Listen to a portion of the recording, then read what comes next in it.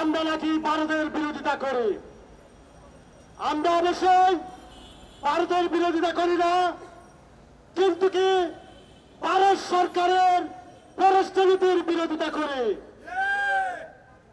আপনি বাংলাদেশ থেকে নিয়ে যাচ্ছেন আর স্বামী স্ত্রীর সম্পর্কের কথা বলে শ্বশুর বাড়ি থেকে বউ জামাইকে সন্তুষ্ট রাখার জন্য যখন যা ইচ্ছা নিয়ম নীতি তোয়াক্কা না করে তাই দিয়ে দিচ্ছেন।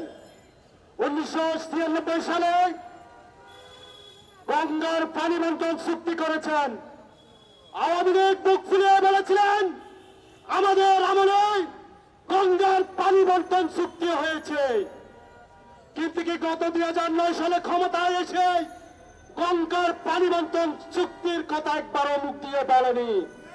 তারা 19 বছর ক্ষমতায় ছিল এই পানি বন্টন চুক্তি 30 বছরের ভিতরে 2026 সালে পানি বন্টন চুক্তি শেষ হবে, কিন্তু কি আমরা যে গঙ্গার পানি বন্টন চুক্তি শর্ত দিয়েছেন সেই শর্ত কি ভারত মেনেছে? আমাদেরকে যে কত কিউসেক পানি দেওয়ার কথা ছিল সেই পানিকে আমরা পেয়েছি? আমরা পাইনি। আপনারা 2011 সালে বিএসএফ বিজিবি চুক্তি করেছেন ভারতীয় সীমান্তে আর কোন মানুষ হত্যা করা হবে না, সেই চুক্তিকে আপনারা লিখেছেন, অথচ দিনের পর দিন পাখির মতো বাংলাদেশি মানুষদেরকে হত্যা করে যাচ্ছেন।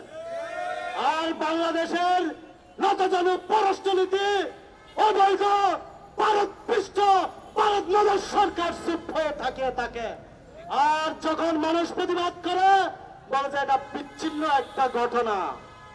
এভাবে দিনের পর দিন আপনি বাংলাদেশের স্বার্থ বিরোধী কাজ করে যাবেন, শ্বশুর বাড়িকে সন্তুষ্ট রাখার জন্য বউ থেকে জামাইকে যা ইচ্ছে তাই দিয়ে যাচ্ছেন। 2011 সালে ফেলানি হত্যাকাণ্ড হয়েছে। আওয়ামী লীগ সরকারের আমলে এই ফেলানিকে মেরে কাঁটাতারে ঝুলিয়ে দেওয়া হয়েছে। আপনি এই মাসে 2 বার হাসি খুশি নিয়ে গিয়েছেন, গল্প করে বলেন ভারত সরকার আমাকে 2 বার আমন্ত্রণ করেছে। কই আপনি এই 15 বছরে তো ফেলানি হত্যার বিচারটা ঠিক মতো করতে পারেন নাই, বিস্তার পরিচুক্তি ঠিক মতো করতে পারেন নাই। 1.5 কিলোমিটার চিকেন নেকের যে করিডোর সেটা টানতে পারেন নাই। আদানিকে বিদ্যুতের নামে ক্যাপাসিটি চার্জ দিয়ে আপনি মাসহারা দিচ্ছেন ক্ষমতার মসনদে দিকে থাকার জন্য।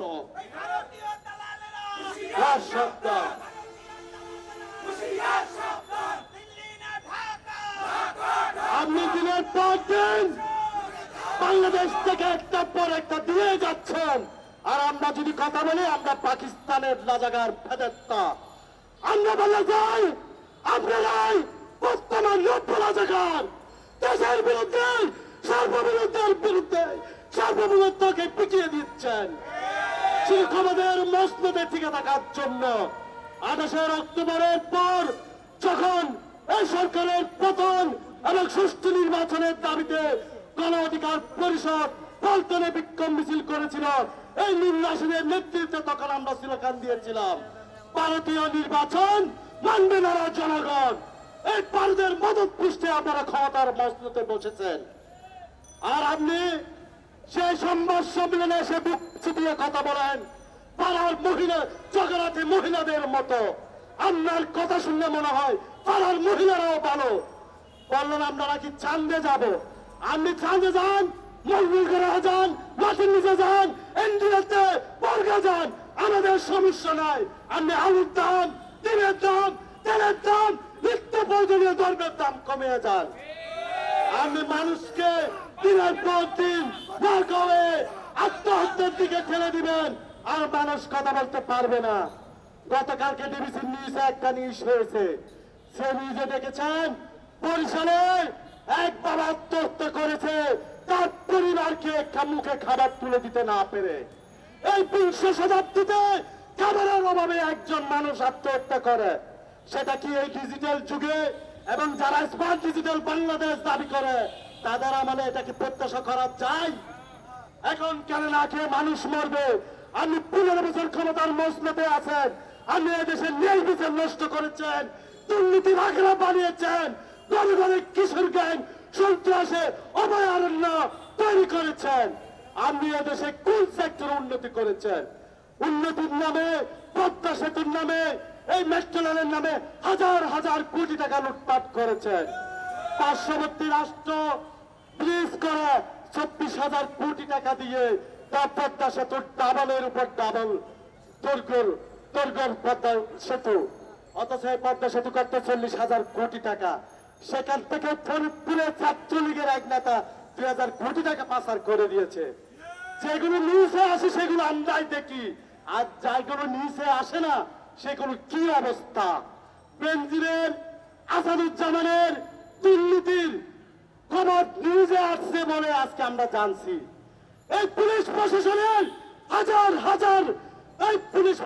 হাজার হাজার কর্মকর্তা, কর্মচারী, পাসপোর্ট অফিস, রাজস্ব কর্মকর্তা, তাদের খোঁজ খবর নেন। দুর্নীতির আকারা বানিয়ে দিয়েছেন। এই দেশের কোটি কোটি টাকা লুটপাট করে করেছেন, ব্যাংক লুট করেছেন, টাকা বিদেশে পাচার করেছেন, আর আপনারা নীতি নৈতিকতার গল্প শোনান। অতএব ভালো হয়ে যান, সময় আছে।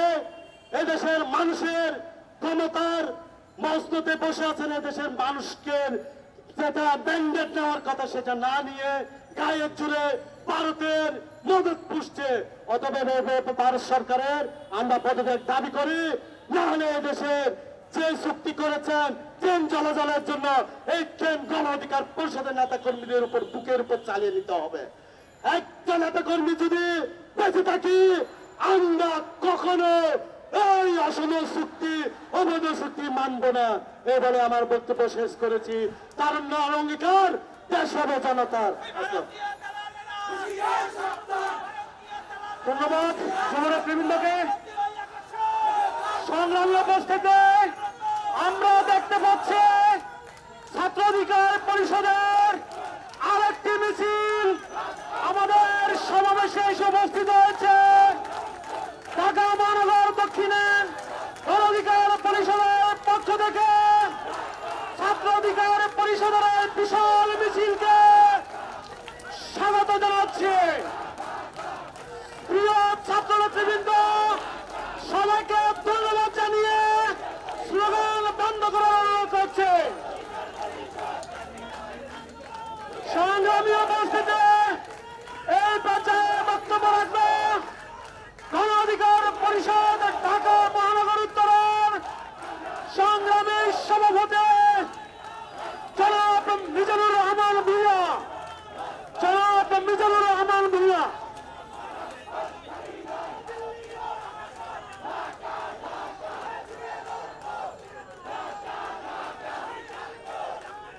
বিসমিল্লাহির রহমানির রহিম। বাংলাদেশ